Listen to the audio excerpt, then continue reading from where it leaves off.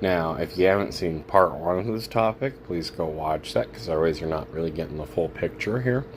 But further on the topic of unions, I think it's important to keep in mind the individual as well as the job place.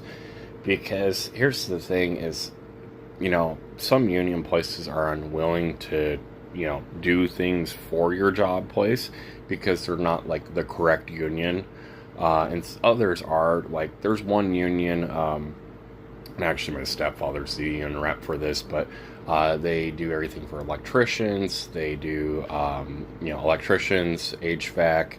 If you work with gas, they do that too. They do all this stuff, and my stepfather was PG&E Gas and Electric, and he was the gas guy.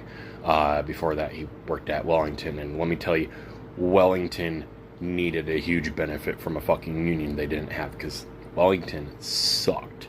Um, and his life was fucking hell when he worked at Wellington. But no union, right? So he really could have benefited from that. And now he's a union rep, for God's sakes. He used to be PG&E's golden boy. With that in mind, his union wouldn't say be a right fit for a Starbucks union. And I think if you want to form your own union because you feel like you're being tread upon, that is your American right, that you should be allowed to form a union.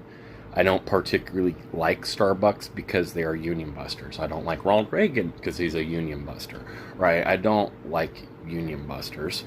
I will say it should be up to the individual because a union might be right for you or it might not be, and it's going to depend on what you need out of a union and whether or not that union can provide that. And it's also going to, kind of go into what kind of job you're working. Like Walgreens, I mentioned, I wouldn't want to have wanted a union. Goodwill, I would have wanted a union. When I was working in Reclamation District, that job was dangerous as fuck. And yeah, I kind of would have wanted a union for that, right?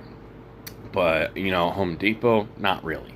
Home Depot actually had a lot of retired, former union workers. They do actually hire a lot of those guys. They like to try to hire people who know shit, and then they hire the youngster generation to do all the hard labor. They know jack shit. I got out of HVAC school, so I was fresh out, and I actually knew quite a bit. I still know quite a bit. So, unions have to be right for the individual, too,